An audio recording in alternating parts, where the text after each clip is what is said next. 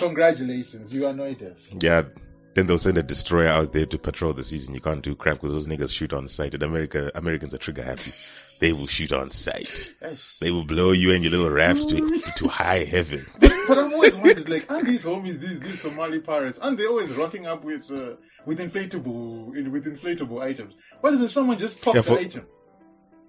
You know, for agility and speed, so they'll be in the rafts and stuff like that and board the ship. So some ships don't have defenses. No one's got a rifle. They have an escort. I mean, who's a good shot? Like, you have to get a good shot to be on the thing. To be honest, the best way to run it would be a shotgun. You don't need to aim.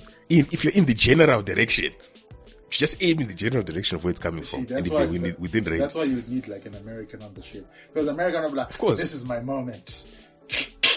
Let's go, buddies. Listen, they always talk to shoot at something. For the fatherland. Because this is my gun that I got from my great grandpappy. Yeah. Those guys. Yeehaw. Exactly.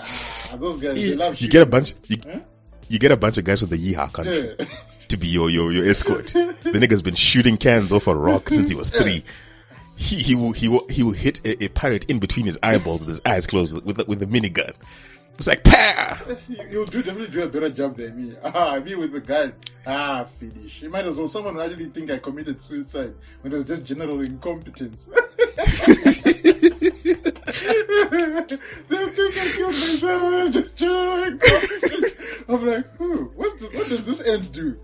Oh, pow! Finish. God. You're the type to take a loaded gun and then look down the barrel with the finger on the trigger. Oh, look at this. That's where the bullet bang. Wow, man. Hey, speaking of smoking gun, your homie, your best friend, the most enigmatic PM in British history, the reincarnation of Winston Churchill. That cocky British bulldog energy. The new bulldog of Britain. Well, he was more of a Pomeranian, to be honest. But Boris Johnson is no longer a British PM, and all I have to say is, I remember the time he was foreign secretary and he was fired and he didn't leave the house, the government premises for 3 weeks, apparently because he did not want to pay rent for a flat. Jesus. Homeboy waited until his lease was up before he left. Now this dude is going to be at 10 Downing Street for 3 months when they figure out who the next PM is. You don't want me to go. It's all good. It's all good. It's all good. Like, you want me gone. It's fine. It's fine. What I'm going to do is just going to be a little bit of caretaker, you see. I'm going to be a bit of a caretaker. Don't worry. You don't like me no more. I won't do anything differently. I'm just going to be chilling in this corner whilst you guys sort yourself out. But I've always thought, the Conservative Party, man, those guys are snakes. They're always snaking each other. Yep. All the time. What they did to Theresa May... No. But Teresa's problem was not actually Teresa's problem. James Cameron started this domino thing with this whole, you guys can vote to leave or to stay. Guys, sometimes democracy becomes too much, right? You can't ask people to vote whether to stay in an economic bloc with so many benefits. Yeah. With so many benefits and say, we're going to vote on it. It's like this whole Scottish referendum stuff. Scotland, was it 2014 when they voted for the referendum, and it started happening in 2023, another referendum. But for this time it makes sense because they want to, rejoin the EU. Oh, yeah. Because they don't know this whole Brexit nonsense. But James Cameron set this all in motion. He was like, if you guys, and he went on the Remain campaign, which was, cool, but not necessarily the best, because they weren't convincing, because they thought they were going to win with a landslide, like what they did with the Scottish referendum. Because it didn't work out the way they wanted. It's like when you want to ask your wife, right, and you're having a very fun day, your things are going well with your wife, and then you go to your wife, hey, babe, do you think it would be a good idea to have an open relationship? In your mind, you're thinking she's going to say, of course not.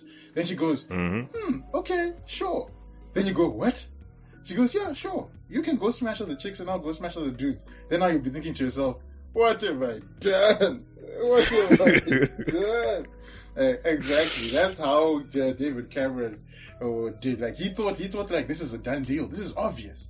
Of course, the British people would not be stupid enough to get out of the second biggest economy on the planet to what you call this, to go it alone. It doesn't make any sense.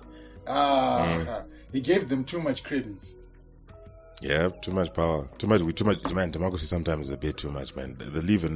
if they had campaigned effectively to say, guys, if we leave the EU, you're going to need to get visas to go into Europe when you didn't. All you needed to go into Europe was an ID, and you were fine because of the same block.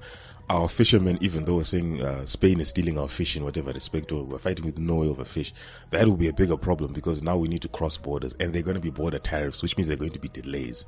Fuel is another issue that this whole EU common economic bloc solved. That these pipelines just came in, there was no reason to worry about all this stuff.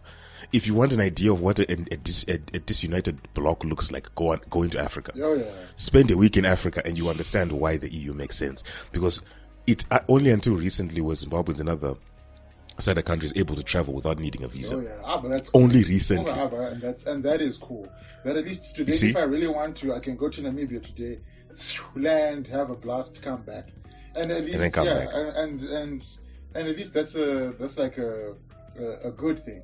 But man, we're gonna miss Boris, man. I'm gonna miss Boris. You know, my favorite Boris moment was, I think they were in the British Parliament and they were talking about the dangers of chlorinated chicken that comes from America and how it's unsafe, yada yada yada.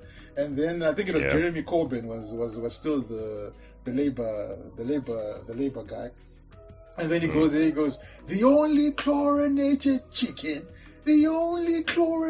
chicken is the